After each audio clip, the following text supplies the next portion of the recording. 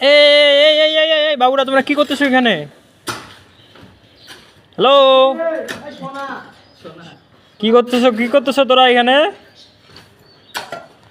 এই যে দেখেন ভাই, আমাদের এখানে মানে কে নাকি জানি কি 250 গ্রামের কি সোনা খুঁড়ে পাইছে।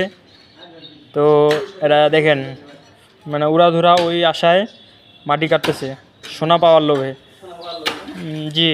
তো এলাকার নাম হচ্ছে পাহাড়পুর।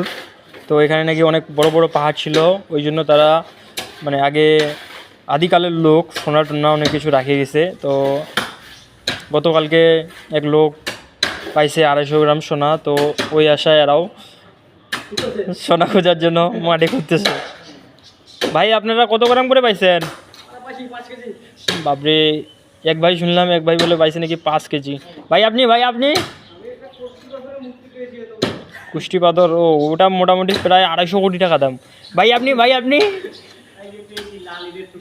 ও লাল ইটের টুকরা পেয়েছে, উনি এখনও কিছু পাননি। যাক, আমি আশীর্বাদ করি উনি যেন তাড়াতাড়ি 4.5 কোটি টাকা দামের একটা সোনার, সরি সোনা বললে তো ভুল হবে, মানে ডায়মন্ড